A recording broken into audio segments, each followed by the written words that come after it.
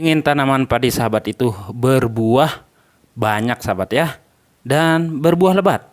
Nah, ini adalah pupuk cair untuk tanaman padi di fase generatif atau di fase pembuahan. Itu mudah sekali bahannya sahabat ya, sehingga tanaman padi kita itu berbuah sampai pangkal dan berat.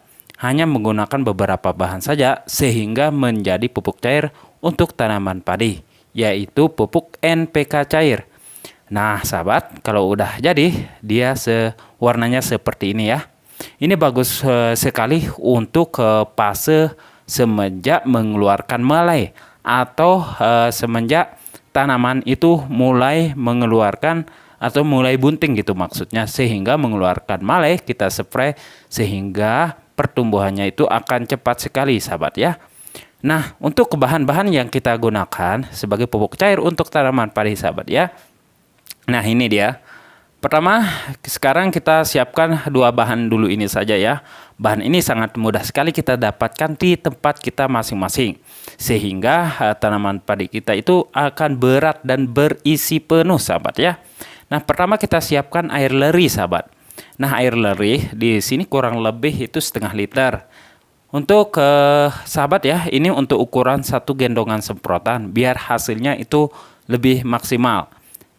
Nah, air leri kita ambil itu ketika banyak yang bertanya apa sih itu air leri? Air leri itu adalah air cucian beras.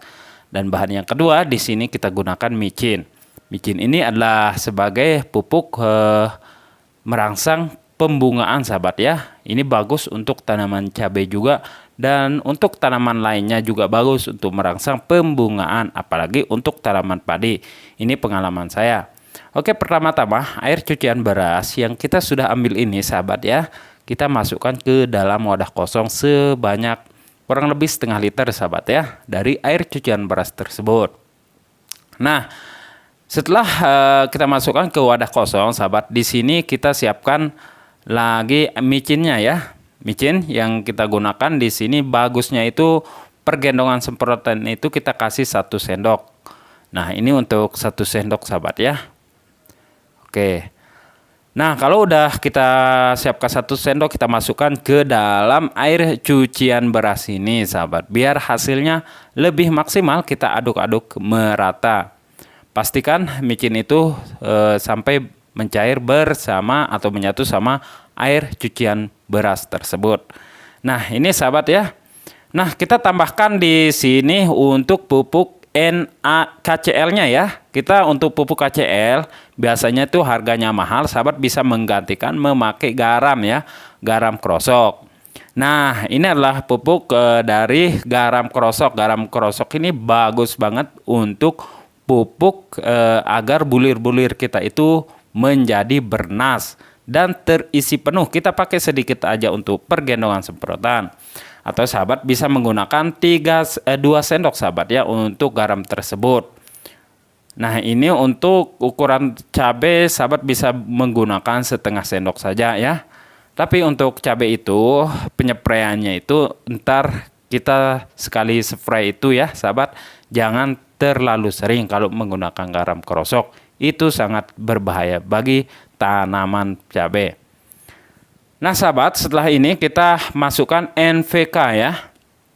Itu NPK 16 16 16. Sebanyak kurang lebih kita masukkan 1 sendok. Atau untuk kalau sahabat bisa campurkan ke gendongan semprotan, sahabat langsung bisa menggunakan 3 sendok juga nggak ada masalah. Ini di sini hanya sebagai contoh aja. Nah, setelah kita campurkan sampai mencair seperti ini sahabat. Nah, setelah ini sahabat, baru di sini kita ntar akan campurkan, kita masukkan ke dalam botol sahabat ya. Ini saya akan ambil sedikit. Ini adalah pupuk fosfat. Pupuk fosfat ini susah sekali untuk cair. Dari itu kita harus diamkan selama 1 malam sehingga pupuk fosfatnya ini bisa mencair rata ke air. Caranya adalah kita masukkan ke dalam ke dalam botol yang berukuran setengah liter barusan sahabat ya. Dan setelah itu kita diamkan selama 1 hari 1 malam. Nah, untuk pendiaman ini bertujuan agar fosfat yang seperti ada endapan ini sahabat ya akan tercair atau menyatu bersama air begitu ya. Dan sehingga tidak ada penyumbatan pada sproyer kita. Itu tujuannya yang pertama.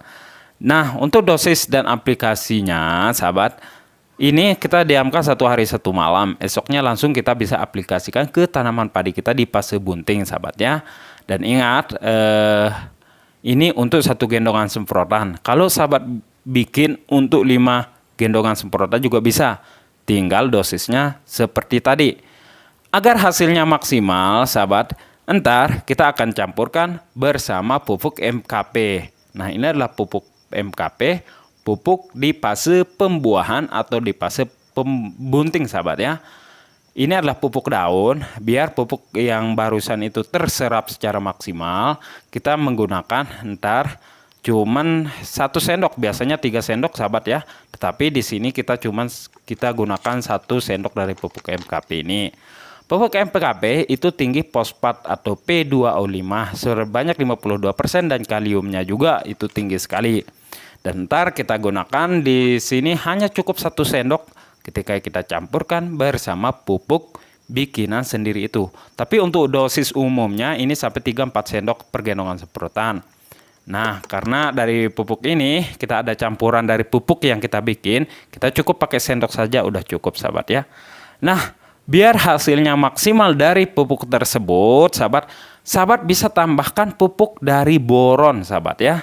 Nah sahabat, boron ini adalah mempercepat laju fotosintesis pada tanaman kita.